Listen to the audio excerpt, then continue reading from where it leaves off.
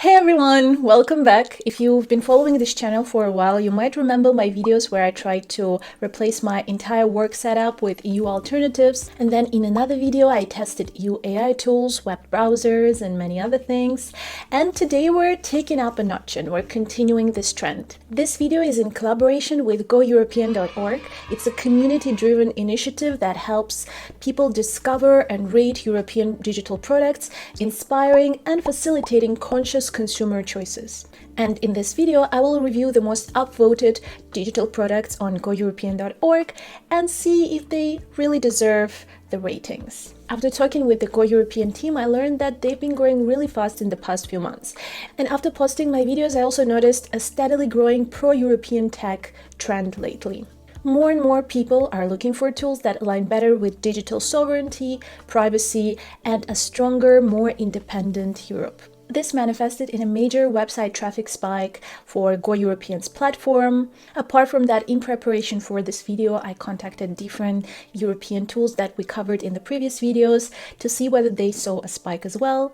And for instance, Vivaldi reported a 10% growth in user base last month. We mentioned that the growth rate is different from country to country, and in Norway, which is their home country, they've seen an increase of more than 100% just this year. And the momentum is only increasing. A trust and dominant platform declines, and we expect this trend to intensify, reports the head of marketing and communications at Vivaldi, Hakan Rollman.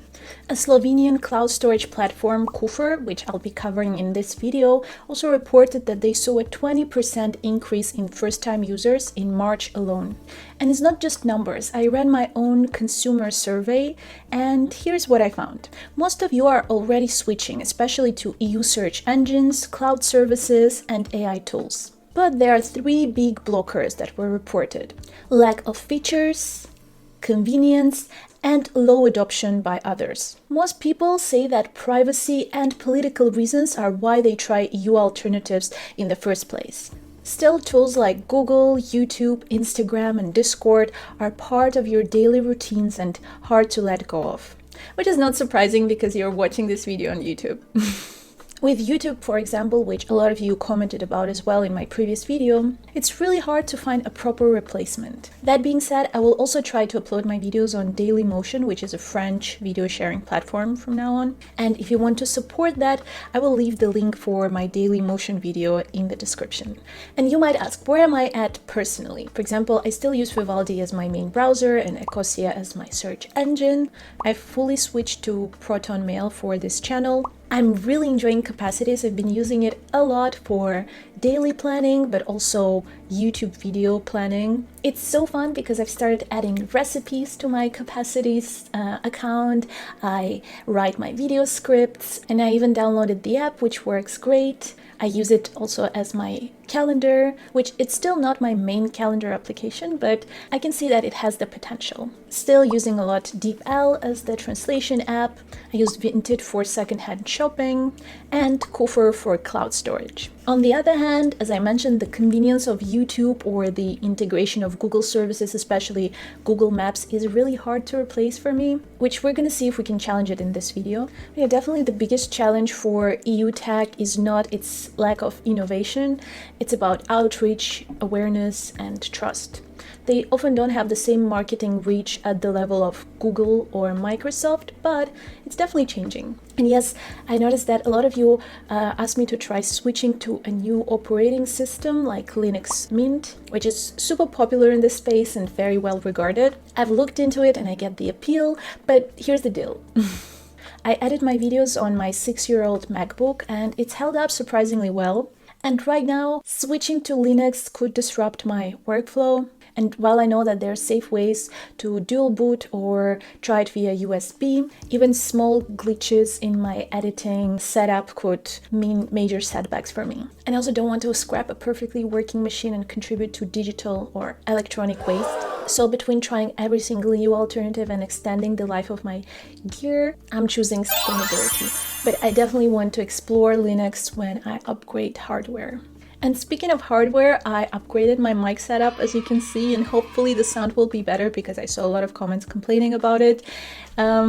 It looks quite bulky and very professional to me, but hopefully it will help with the sound. And it's kind of covering my dying plant, which is dying not because I'm a bad plant caretaker, it's just they don't get enough sunlight in my apartment. Maybe I should try to find an EU alternative that saves my plants. Okay, so let's finally get to the juicy part, which is reviewing the most upvoted products on GoEuropean.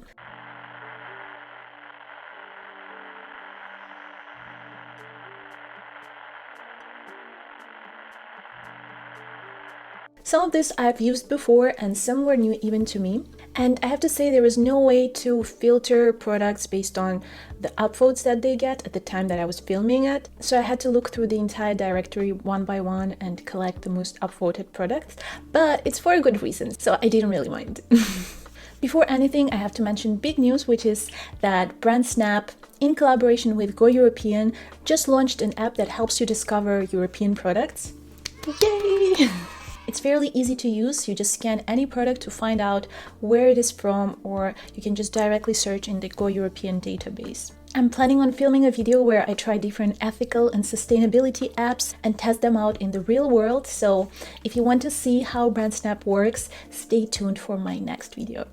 Okay, but now we can get to the top rated products on GoEuropean. According to my research, the most upvoted product with 1,517 upvotes is GOG, or Good Old Games. With its headquarters in Poland, GOG is owned by CD Projekt and is known for its DRM, or no digital rights management policy. That's a big deal for digital freedom because there are no forced logins, no always online requirements, especially if we compare it to platforms like Steam or the Epic Store. Now, I have to admit, I'm not a big gamer.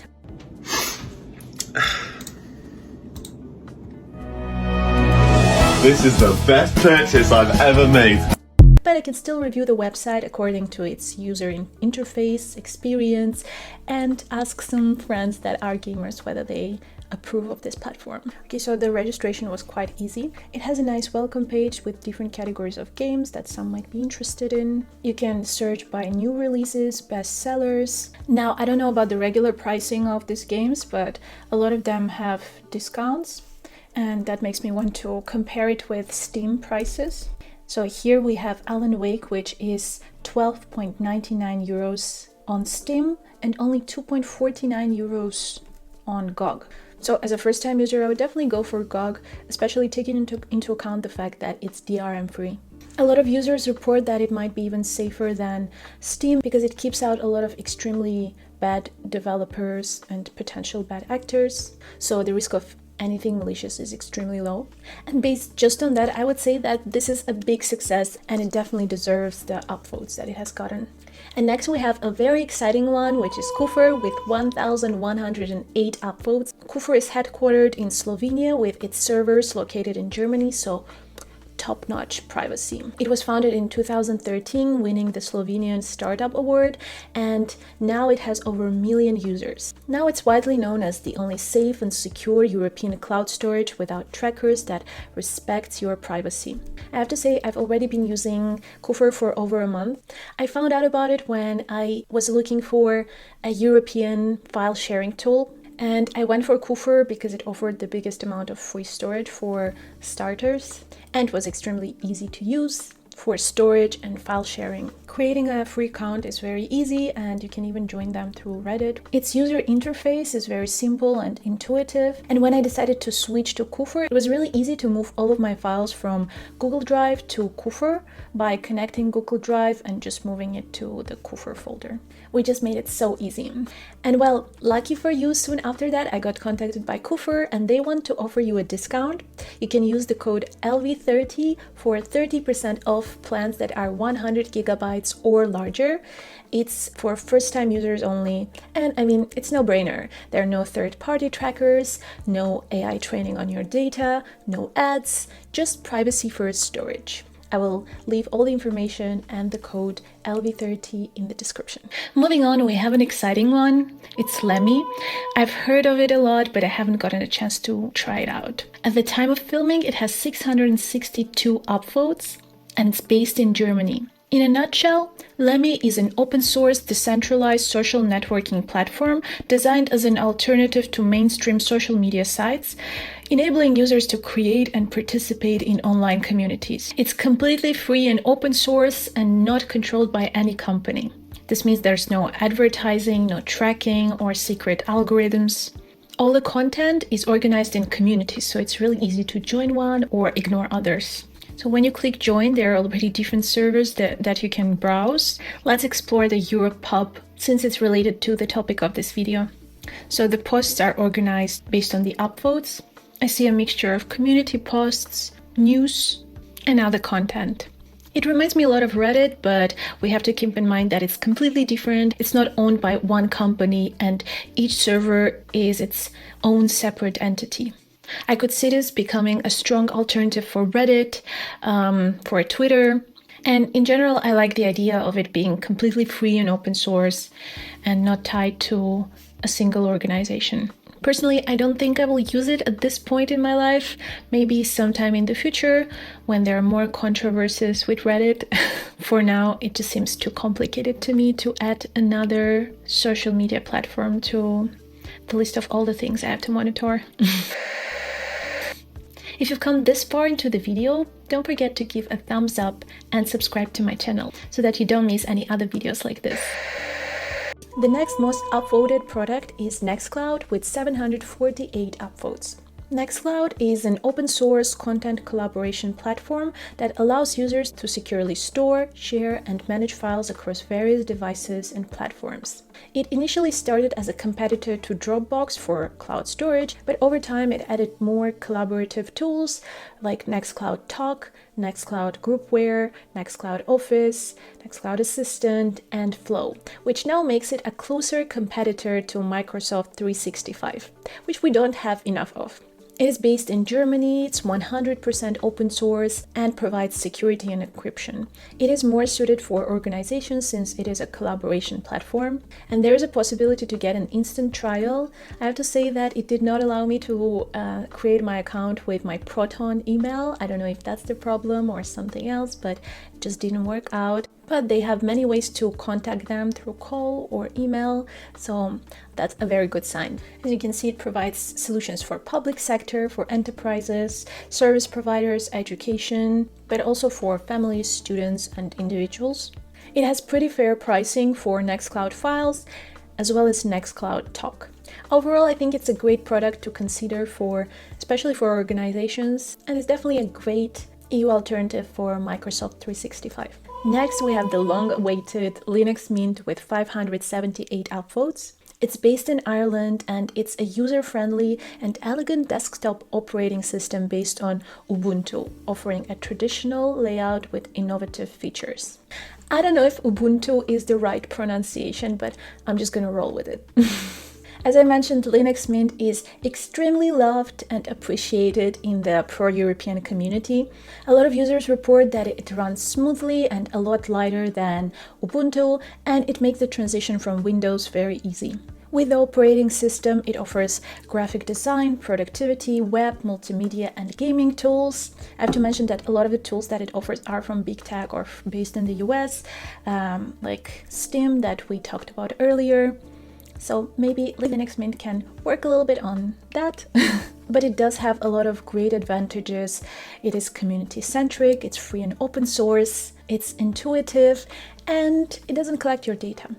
Coming next, we have Cryptee, an Estonian privacy and security-first alternative to Google Docs, Drive, and Photos. In a nutshell, it offers photo and video storage, as well as storage for documents and an editor. I gotta say, I love their website. It's very enticing. It would definitely attract me. At the same time, looking at the pricing and the free storage, but they address it even on their website that they're not the cheapest because it's made in Northern Europe and it has European values and privacy protections. Overall, it's not too bad and I will give it an upvote. Next, we have a really exciting one. It's Blinkist with over 363 upvotes on GoEuropean. It's a book summarizing service based in Berlin, Germany that provides concise summaries of non-fiction books, allowing users to absorb key insights in about 15 minutes. I've had the app of Blinkist for quite some time on my phone, and I gotta say I really love the concept. I only have the free subscription, and so far I've read 2 books on Blinkist. One of them is called Boundaries by Henry Cloud, and the other one is Masters of Uncertainty by Rich Divini. I just stumbled upon those books completely randomly on separate days, and I opened the ones that felt the most inspiring to me in the moment, related to the topics that I was thinking about. And I have to say I found it really convenient if you need a little bit of inspiration during the day and you don't have a lot of time. You can just open one of those books on certain topics, and a lot of them are personal development books, and just get inspired and maybe write down something in your journal. And I found it especially useful for myself because, for example, the book Masters of Uncertainty, I wouldn't read it, the full book on my own, because I tend to prefer fiction or a different type of personal development book than this one. But it's great that I got to read the summary of it without spending too much time on the entire book.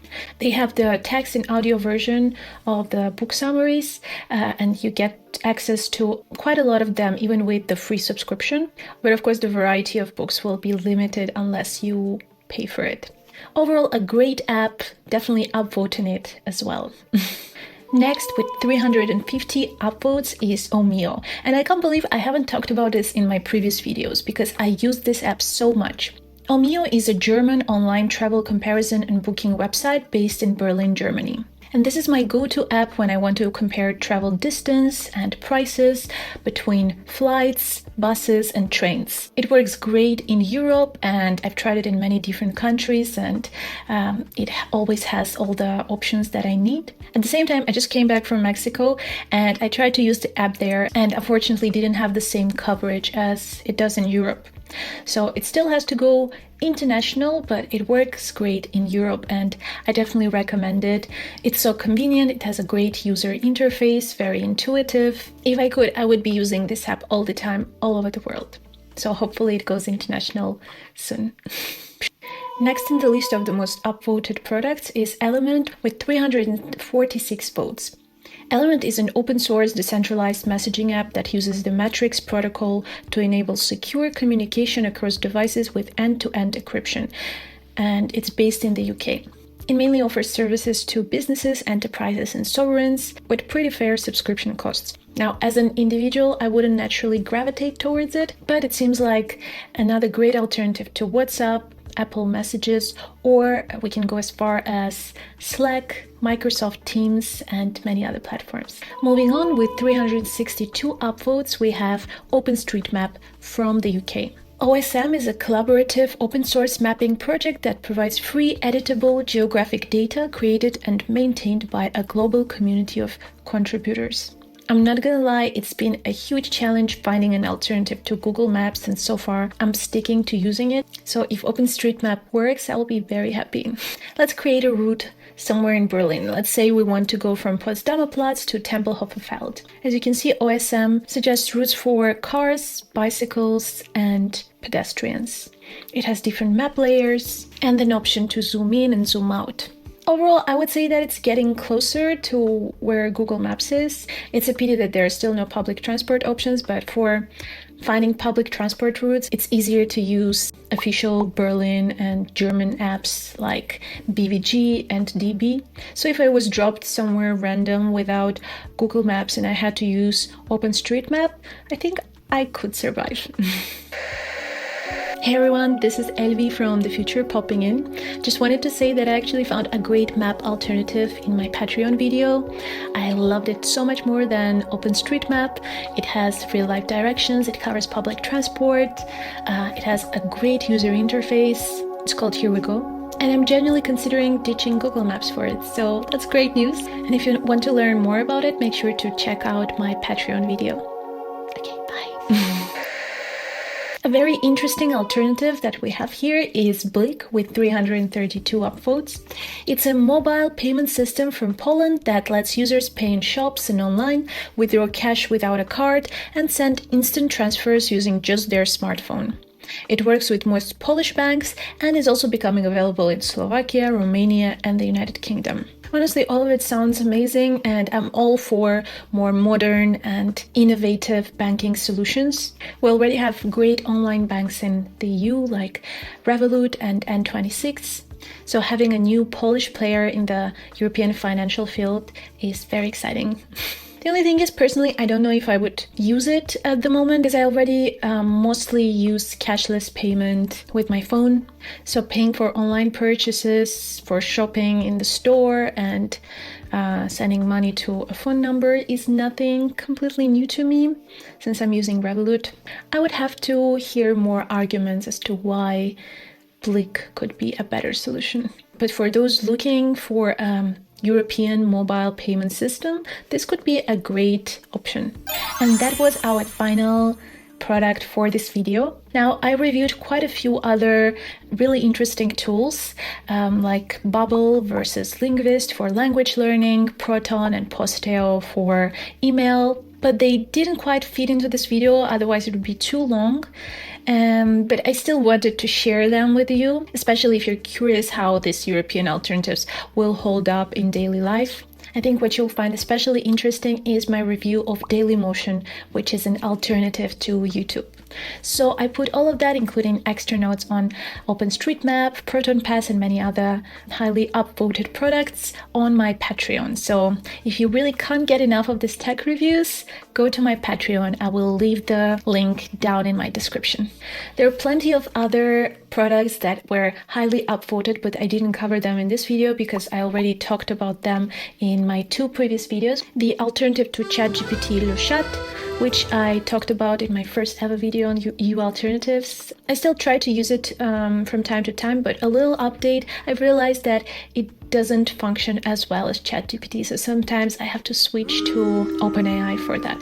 Of course, we have Vivaldi, which, as I mentioned, I've been using as my main browser. Vivaldi goes great with Ecosia or Quant as search engines. Proton Mail, a great product and a great alternative to Gmail. Some great alternatives to Proton Mail are Tutamail and mailbox.org. And for social media and communication, you can consider using BeReal, Mastodon, or Threema, which again I've covered in my previous videos. In the music and streaming category, the highly upvoted products are Spotify, Deezer, Mubi, and Filmin. As I mentioned many times, I'm a strong supporter of Mubi, and I have been using Spotify for a long time. Even though it's Swedish, it might not be the most ethical company, so it's great that we have Deezer or SoundCloud as alternatives. And finally, for shopping and lifestyle, we have Vinted and Zalando. Apps that I've been using a lot, especially Vinted, is my main source of new clothing. I have almost stopped buying new clothing, all thanks to Vinted. And finally, another great EU product is Bolt for ride-hailing and food delivery. I try to almost never use taxis, especially here in Berlin, where getting around with public transportation or bicycle is super easy. But it's great that we have an alternative to Uber that is so well established and works so well. And I think that's been enough. I'm not sure how long this video is going to be, but I think it's going to be quite long. But now I want to hear from you. If you're coming from the previous videos or if you've just tuned in, have you switched to any European alternatives? Which ones do you prefer? And if not, what's stopping you from doing it after reviewing so many amazing options? Definitely drop your thoughts in the comments. I read all of them. And if you want to try Kufur, again, use code LV30 for 30% off plans over 100 gigabytes. If you liked this video, please give it a thumbs up and subscribe so that the algorithm knows that it's worth sharing and spreading. That way we can push forward the pro-European movement together. Thank you so much and see you next time. Bye!